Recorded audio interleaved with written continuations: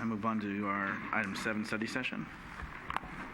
Item 7A, receive the draft San Bruno Development Impact Fee Nexus Study and provide direction to staff to finalize the Nexus Study with fees at the staff recommended level and bring the fee ordinance to City Council for their consideration at a future City Council meeting.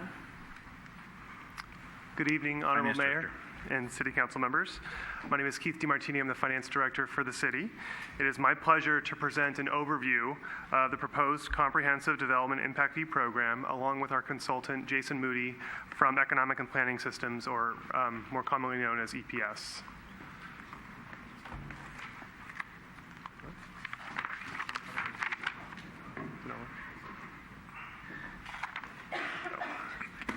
Thank you. We're high-tech here. Okay, great. So the objectives for this evening. Development impact fees are now common and expected in many cities across the state.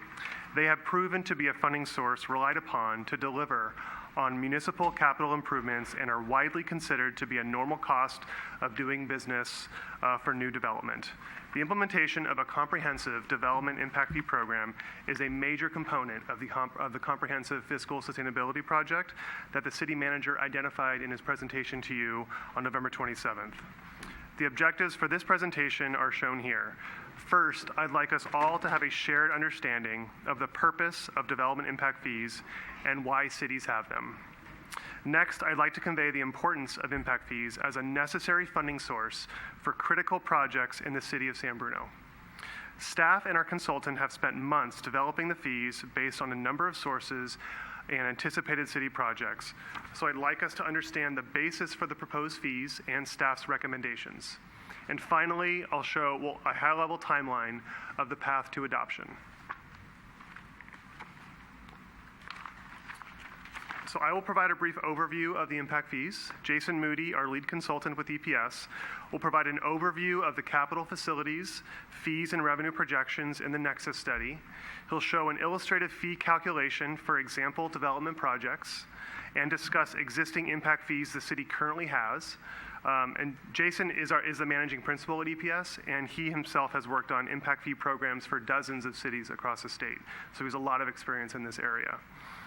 I will then come back and provide staff's recommendations based on the Nexus study completed by EPS with policy and other considerations for council regarding the fee level and the implementation strategy.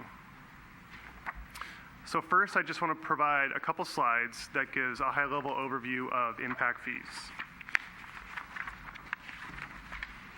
An impact fee, just by a simple definition, is a one-time fee on new development to pay for new infrastructure improvements required to serve growth. Revenues collected are used to pay for public facilities and infrastructure needed to accommodate the growth in the city in the coming years. Developers pay impact fees. Fees are assessed when applications are submitted, and they are due upon building permit issuance or filing of a subdivision map. The fees are subject to a Nexus study calculation, which requires a reasonable relationship between a government fee and the purpose of its use. Impact fees are set and adopted by the City Council. As noted in the last bullet, the fees themselves do not authorize new development projects. All projects will still require planning approvals, as is the current process. There are many rules regarding how fees are to be used. Fees can only be used for capital, facility, and infrastructure costs. They cannot be used to fund ongoing operations. Fees can only fund new development's fair share of the total project cost based on the rational nexus documented in the Nexus study. In other words, impact fees cannot be used to fund 100% of the total costs of the capital project. The law requires that the City Council approve of the impact fees, the purpose and the use of the fee, the relationship between the need for facilities and the new development, and the proportional costs of the facilities attributable to growth. There is an annual reporting requirement where the City Council will receive a detailed accounting report of impact fee activity, which you actually currently saw this evening. It was on consent calendar item 5E. We will continue to provide that report to you. And there is also a 5-year review of impact fees, of impact fee levels with a subsequent Nexus study to ensure that the fees are reset if necessary. There are some economic considerations with these fees. They do add to the cost of new construction and could affect new development actually penciling. The fees do create value in the long run as they fund necessary infrastructure and improvements that support the new development and ultimately improve the quality of life for residents and our visitors. It is important to note that fees do not directly influence the real estate prices. The market forces determine those prices. And it's also noteworthy that most cities in the Bay Area have already adopted fairly robust, comprehensive development impact fee programs. Development in those cities continue to occur, and impact fee revenues go to fund critical municipal infrastructure improvements in those cities. The Nexus study has been provided to you for your review. It includes growth projections to inform development and service population, capital facility needs, cost allocations between new and existing development, and the maximum allowable fee levels and revenue projections. After this evening's meeting, taking your feedback into consideration, staff will work with staff from EPS to finalize the Nexus study. In order to implement the program, we first seek input from City Council. Our immediate next step is to finalize the Nexus study and prepare an ordinance which would actually implement the new fees. The first reading of the ordinance is scheduled to occur on February 12th, and the ordinance would take effect 60 days after adoption. We will also be evaluating the city's current park in lieu fee as it relates to the new community facilities fee to ensure that there's no overlap. So let me now turn it over to Jason to talk about the capital facility fees and projections. Thank you, Keith. Again, my name is Jason Moody. I'm a managing principal at the firm Economic and Planning Systems. We've done a lot of fee programs here in the Bay Area, including a number in nearby jurisdictions. And so we've been involved in this study and process for a couple years now, actually. I wish it was only a couple months, but it's been a little longer than that. We start out this process by interviewing the department staff to talk about their facility needs, looking at the general plan and the growth projections. And so we talked to pretty much every department and went back and forth with them on what they see the facility needs are. And then after that, we use a variety of techniques to allocate those facility costs to both existing residents and future residents. And so the portion of the fee is the portion that we can realistically or legally attribute to new development. In almost all cases, that's a very small percentage of the total cost. So a fee only will cover a portion of these facility needs. We can go to the next slide. We have identified fee categories: community facilities, which includes parks, library, courtyard, and other facilities; the police, which includes vehicles, an evidence room, and tech upgrades; fire, which is primarily some fire station 51 and 52; general government categories, which in this case includes vehicles as well; emergency operations center, a courtyard, different from the park courtyard. It's the general public works courtyard, and some technology upgrades. Transportation and a variety of transportation improvements were included in this fee program, as you can see there. And then finally, some utilities were included: water, storm drainage, and cable. Go to the next one. This calculation shows the maximum allowable fee that came out of our fee calculation. And what we mean by that is that this is the amount you could maximally charge based on the facilities that we include in this fee program. You can always elect to charge less than maximum allowable. I don't think we'll get too many complaints from that. But this is the maximum. We conducted some fee comparisons with other jurisdictions to get a sense of how. And we selected a number of jurisdictions based on staff guidance, among other things. As Keith mentioned, most cities in the Bay Area have fees, and we could have extended this comparison across the whole Bay Area, but that would have been a pretty big table. So we kept it to these, and you can kind of see, I guess, if you look along the top to the residential, the maximum allowable here is not the highest, but it is, it's higher than, say, South San Francisco, less than Millbrae. Certainly less than San Mateo, but but higher than some of the others. And you can go down the list with the office. The office, industrial, and retail, those are all charged on a per square foot basis, whereas the residential is on a per unit basis.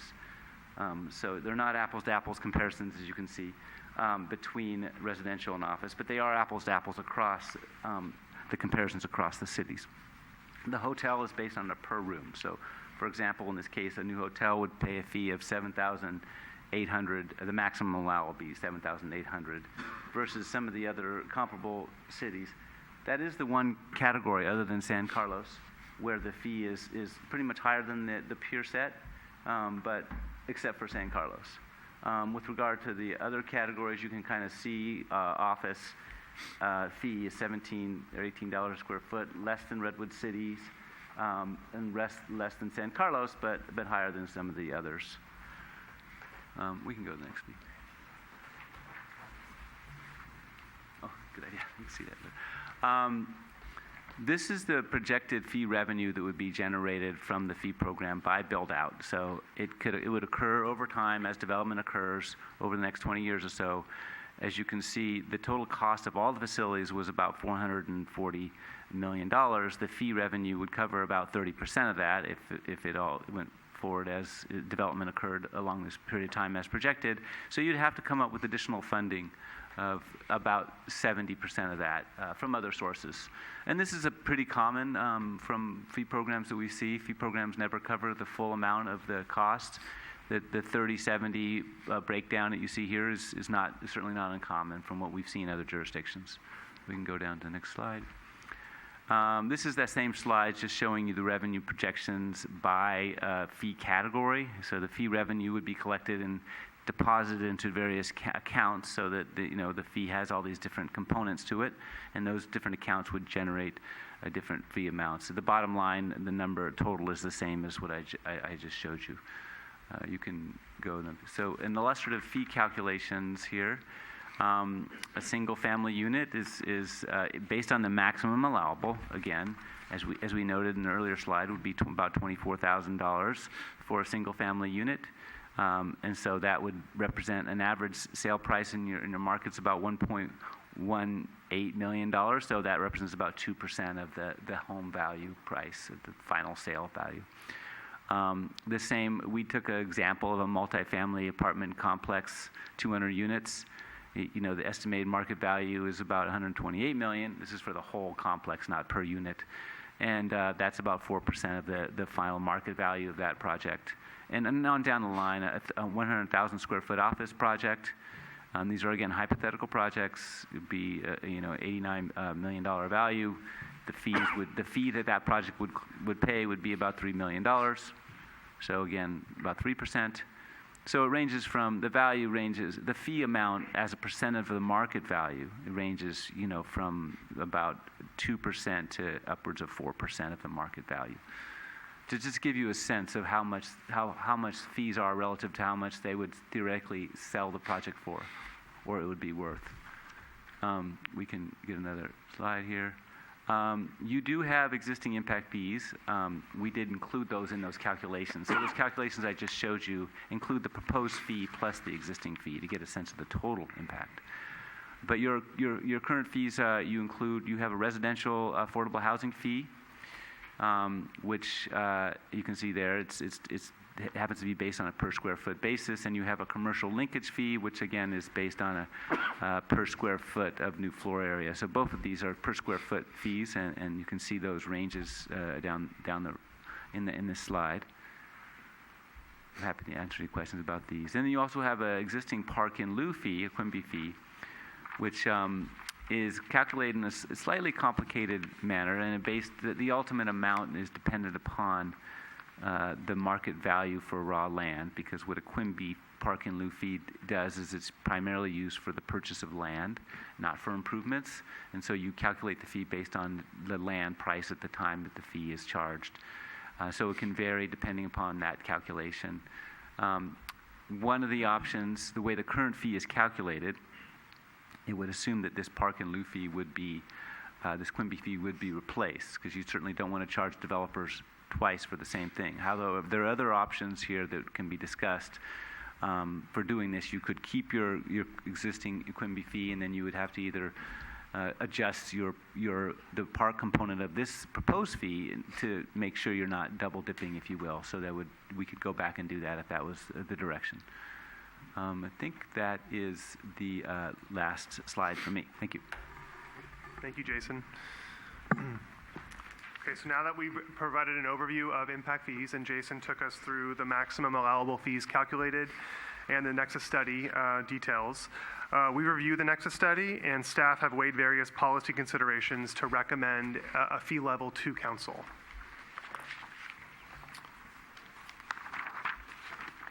So although the Nexus study provides the maximum allowable fee for residential and non-residential projects, for each category, the City Council can adopt an ordinance for fees below the maximum allowable level. New development will increase the demand for public facilities and infrastructure, and in turn, new development benefits when public facilities are improved or constructed. The City Council should consider imposing development impact fees that will not stifle the important momentum of development created in the Transit Corridors Plan and other development in the city. Staff reviewed the fee structures by category for comparison cities in San Mateo County. Staff calculated the average fee level by category for our peer cities and compared that against the maximum allowable in the Nexus study. For residential, industrial, retail, and the hotel categories, staff are recommending reducing the fee from the maximum allowable level to the average of the peer cities, as shown on this table. For the office category, staff are recommending the maximum allowable fee.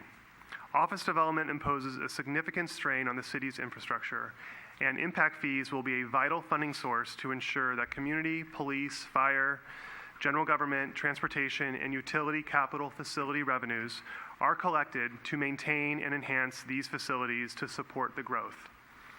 At the time the development impact fee ordinance is presented to the City Council for adoption, there will be a handful of development projects with submitted entitlement applications with the city.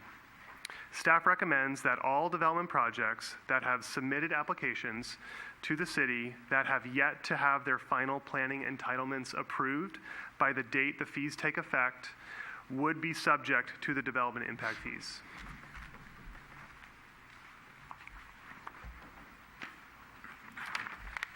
So today is the first public meeting on the city's proposed comprehensive development impact fee program.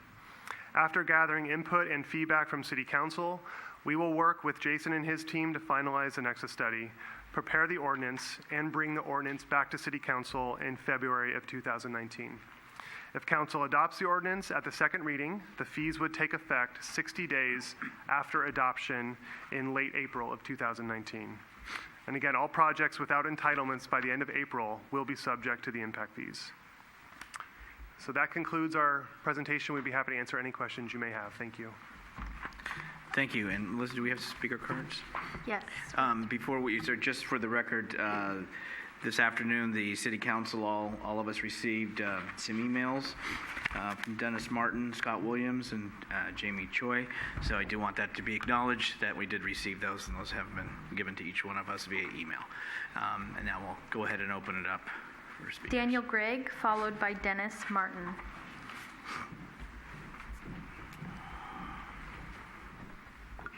Good evening, Mayor and members of the Council. Thank you for giving me the opportunity to speak tonight. My name is Daniel Gregg. I'm a lead representative of the Northern California Carpenters Regional Council. I represent approximately 38,000 carpenters in Northern California. Several of them live and work here in the city of San Bruno. The Carpenters Union is here tonight to ask the Council to take a deep and robust evaluation of how increased impact fees across the board will affect existing developments already established in the entitlement process. We know that not all developments are created equal. That means increased impact fees specifically applied to projects in the entitlement process could have a wide range of effects. The worst case scenario being that the project does not get built, as they mentioned earlier. From a labor perspective, Mills Park is something the Carpenters Union would like to see built. Mills Park brings nearly 400 units, market rate and affordable housing, and over 50,000 square feet of retail. Additionally, Mills Park has substantial labor standards tied to it. And from a labor perspective, that means a lot. That means local hire, the payment of area standard wages and benefits, and apprenticeship training for members to build a career in the construction industry to provide for their families. Again, we would like to see this project entitled and built. In conclusion, we ask that the council insist on a grandfathering policy for developments already in the entitlement process, as other Bay Area jurisdictions have done. Thank you for your time. Thank you. Dennis Martin, followed by Jamie Choi. Good evening. I'm Dennis Martin, speaking on behalf of BIA Bay Area, and I call your attention to our letter submitted today via email to each of the council members and to staff. It's important to know that BIA has been denied adequate opportunity to analyze staff recommendations and the Nexus study, since the reports have only been available online since Friday, December 7th. Comments that we make here or in our letter may be elaborated on and amended in the future as we have more time to review the materials and the proposals made by the city. Against a backdrop of the worst housing shortage in Bay Area history, the city is now recommending massive increases in development impact fees that would actually render new market rate and affordable housing projects financially infeasible. The reality is that housing projects throughout the Bay Area are struggling to pencil out because of a perfect storm of high construction costs, rising interest rates, and flattening rent growth. The Turner Center for Housing Innovation at UC Berkeley has concluded individual fees add up and substantially increase the cost of housing. Total fees can amount to anywhere from 6 to 18% of the median price of a new home. We feel it's important for the City Council to be cognizant of the fact that development impact fees and increases in fee rates can and do disincentivize developers. Other major BIA concerns with this proposal include a lack of pipeline exemptions. The city must offer a fair pipeline policy that exempts housing projects that are in the development pipeline by the effective date of a DIF. Lack of outreach. The city should schedule meetings with development stakeholders to improve feedback into the fee levels and implementation. A lack of a total fee load calculation. Total fee loads before and after adoption of the DIF, including BMR, Park In-Lieu, and other fees, must be clearly communicated. The staff report and supporting documents omit this important information. Aggressive and rushed timeline. Staff recommended timeline of steps and dates is much too aggressive. The city must slow down and allow for adequate analysis and feedback by the development community to be factored into the Nexus study and staff recommendations. Lack of a funding plan. The Nexus study and staff report fail to outline how the city plans to pay for over $300 million in facilities and infrastructure not covered by the DIF. A lack of a feasibility study. Feasibility study must be included to analyze all development product types and the impacts of this fee before recommending fee levels. And a substantially deficient Nexus study, as we've outlined in our letter. We've pointed out several problems with it. The methodology and assumptions used in the Nexus study result in an overstatement of the maximum allowable fees that the city can charge consistent with the legal requirements of the Mitigation Fee Act. An extravagant capital improvement project list with over $450 million of improvements, not all of which could be considered necessary. Mr. Martin, you've reached your 3 minutes. Could you wind up your comments, please? Yes. Thank you. BIA does expect that the city to work closely with the development industry to set fees that are supportable and sustainable. And we want to be able to work with you, so we look forward to your contact with us to provide reasonable solutions for both the city and the development industry. Thank you very much. Thank you. Jamie Choi.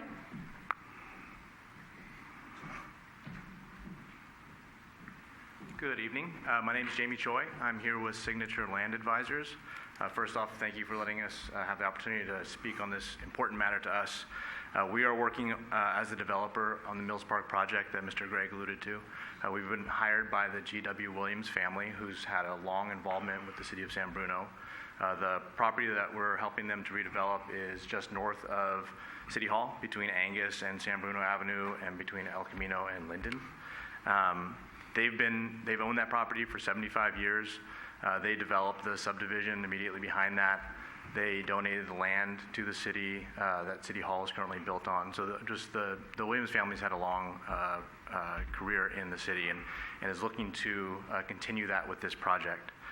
They hired us 2.5 years ago when we started this project with the city. We sat down with staff and talked about what type of project the city would like to see built out within the transit corridors plan. We met with community members a number of times and with staff over the years. We went to the Architectural Review Committee last year, and I think a few of you were there at that meeting. We've taken all of that input to heart and redesigned the project, made a number of changes, design changes, architecture changes, put cuts into the building to reduce the massing, incorporated and bought an out parcel that the former planning director was very adamant that we included in the project, which now is. And the project that we have today that we were really looking forward to bringing to you in the next few months because we're getting close to completion after this relatively long process, we're really excited about.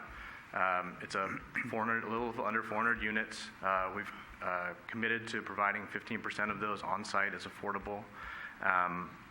We have a large grocery tenant in hand that's really excited to come, and we think will provide a great amenity for residents in the neighborhood. As Mr. Gregg mentioned, we're entering into a project labor agreement, so the construction will be all union.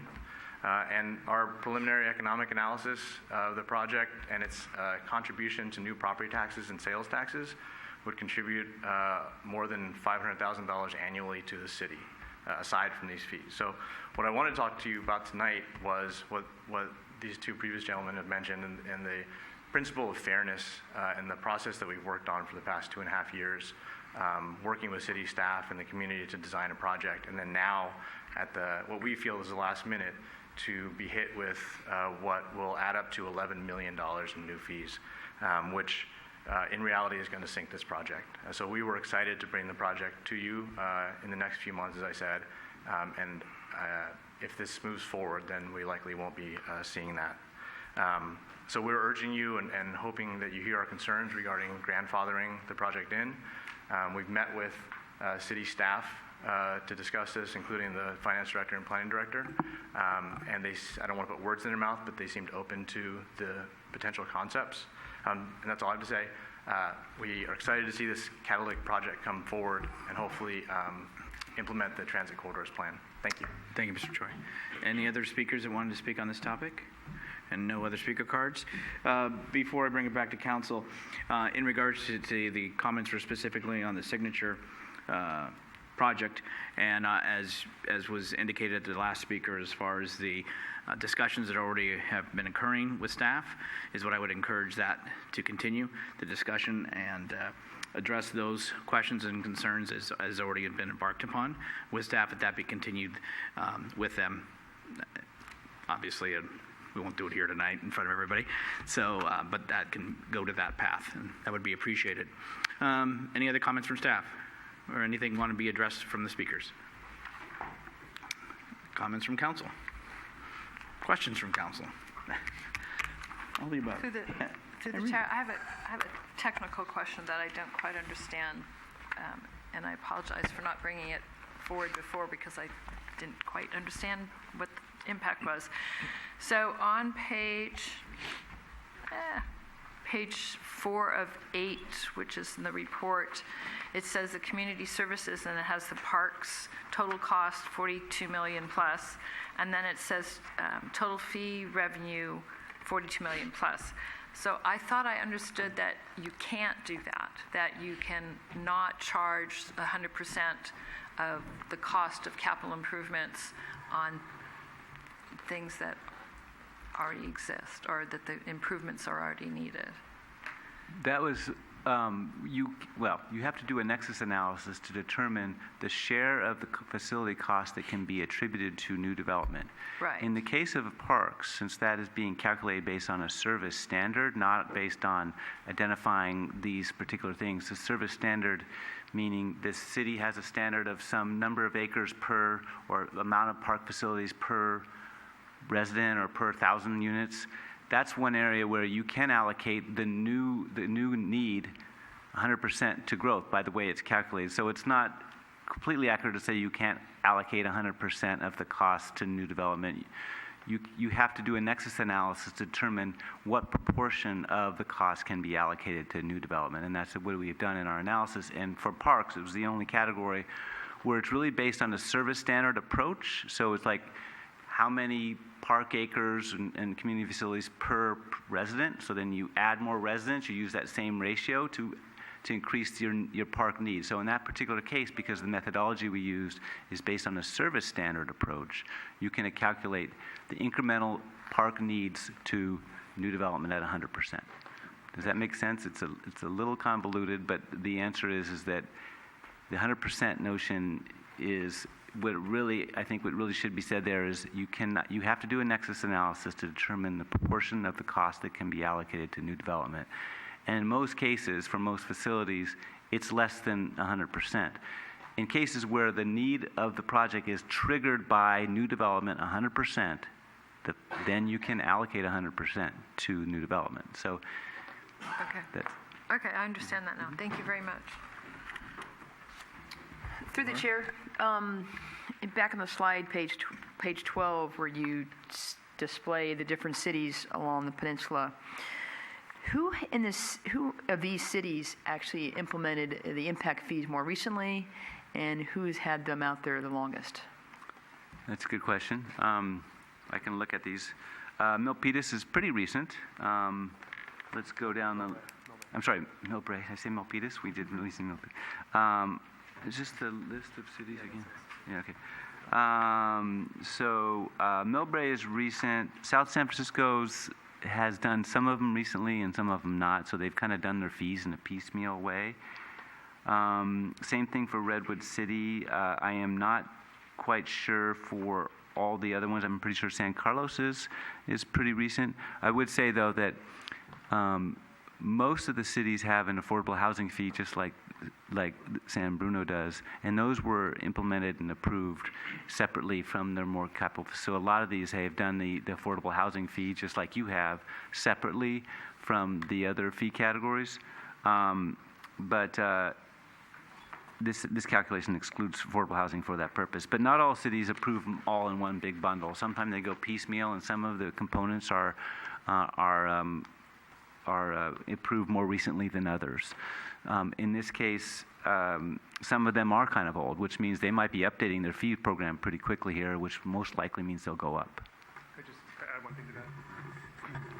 Let me add one thing to that. So most cities, including what we are proposing with our comprehensive program, is in the ordinance implementing an indexing language into the ordinance. So every year we would propose to index or increase the fee level by some percent, like the consumer price index, like a CPI increase indexing assumption. Most jurisdictions have that as well, and so we do think it's apples to apples comparison in showing, even though South City may have implemented their fees a couple years ago, if they have the indexing language in their ordinance, it does show an apples to apples comparison. And then also that's why the law does require us to reevaluate and produce another nexus within a 5-year time period to sort of rebaseline and reevaluate those fees at least on a 5-year period. Thank you. And then the other question would be, for example, I think with residential, I mean, how did you come up with the number of, almost, you kept it the maximum number? Why not something that is, I mean, the ranges for each of the cities are really all over the place. I mean, maybe not so much with that one, but that one still seems quite high, especially coming out of the gate. Well, for residential, we are recommending it at the average of the peer cities, as with industrial, retail, and hotel.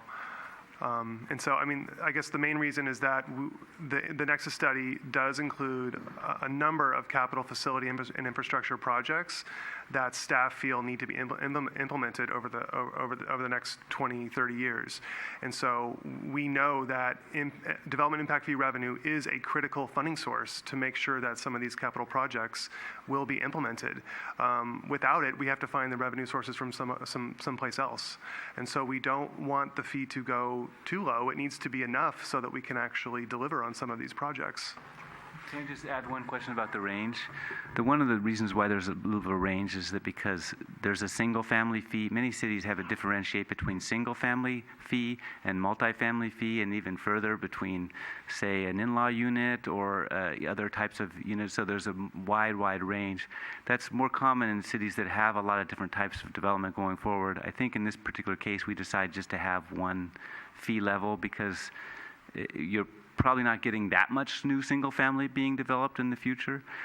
So we just have one. So the range is usually the single family plays the highest. Usually is the thought in most other cities, but here you only have one. So if you see the low end of that range, it's probably because it's a range between single family, multifamily, as well as other types of units, accessory dwelling units and whatnot. And then my final question is, what is typically proposed in, staff, council approves the fees in terms of, at what point does, you use the Mills Park, for example, development, at what point would they be grandfathered in? Is there something that council would need to also approve on something like that, or is that something that staff would negotiate through? Sure. So, Javon Grogan, City Manager. Staff is not recommending a grandfathering in of the fees. We are recommending that any developments in the entitlement process that do not have their final entitlements by the time the fee is adopted pay the fees. That said, I do think that there are challenges with some specific projects in the pipeline. Mills Park has been brought up tonight, and conversations have already been had, and we welcome continuing those conversations.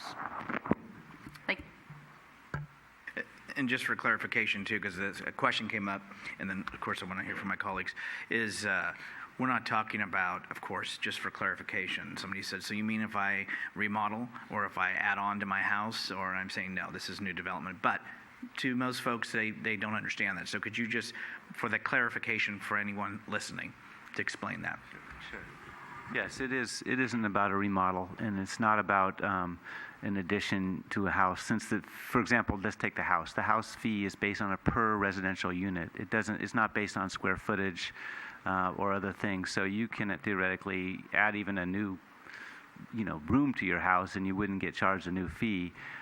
If you have a separate structure, if you put a new unit behind your existing, you could theoretically, but the ordinance can work out the details of how you deal with some of those issues. Usually, for example, accessory dwelling units get a lower reduction. But again, it's new development only. Even in the case of a retail building, let's say, that's been vacant for 6 months and a new tenant comes in and does a bunch of improvements, they aren't charged the fee because that's an existing use that's already there, and you're just rehabbing an existing use. That's not new development per se. That's improving an existing facility. So it's really intended to be focused on new development, additional incremental square footage and units. Thank you. Yes, thank you. Thank you for your comments and thank you for the report. We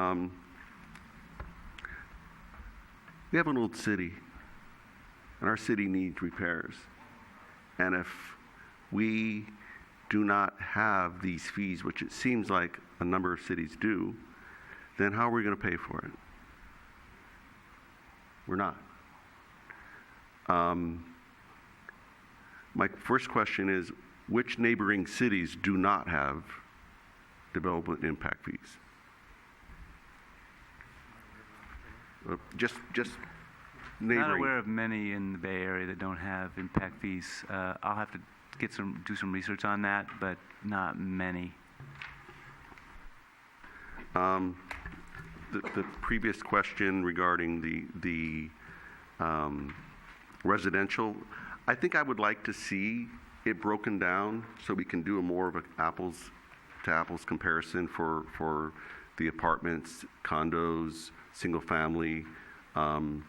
Currently, we don't have anything in the pipeline, but there are a number of large lots around San Bruno that at some point may. So it'd be interesting to be able to have a fee that's really more equitable or within a range that is being applied across our neighboring cities. Just an interesting thing that I picked up on, at least to me, on page 10 of the presentation, that the police vehicles are included, but fire trucks aren't. I just thought that was kind of odd. Is there a reason why? We purchased the police vehicles, whereas we lease the fire trucks. This can pay for capital equipment or capital projects and equipment. Okay. When we're talking about this build-out, are we talking including the transit corridor plan, or how, help me understand how big that build-out is and where is it? Help me, can you give us, Yeah. So we used a couple of sources to look at projections. One of them was your general plan. One was the ABAG MTC projections, and a couple other sources. And we took I think it was a 20-year time frame. The amount of development doesn't have to happen in 20 years. There's no law to it. So we looked at reasonable projections out there for residential and employment growth, and we just use that as a basis of your growth projections. It's not a precise science, because you may grow faster or slower. No one knows for sure how far and how fast you're going to grow. But it looks out, I think your general plan's a pretty good source for that, and as well as other projections. We took an average just so that we weren't too heavily reliant on one source. And I think in the Nexus report that you have, I think it's table 3, I'm going to say, that shows you those projections that we relied upon. It is table 3. Yeah. So we used ABAG, and then we did the model, your transportation model, and we used your general plan transit corridors model. So those are the 3 sources we looked at. Took an average, and that's essentially where we came up with the number. Okay. For the $42 million in new parks, so that money that is in the report, that has to go to a brand new park? It can't be used to fix a park, or? It can be used to fix a park. It can be used to improve the existing parkland, and that's usually how it is done. That's correct. In park and in facilities, that includes street trees and medians and yes, all the like? Yes. Okay.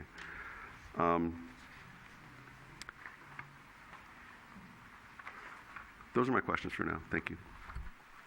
Michael? Thank you.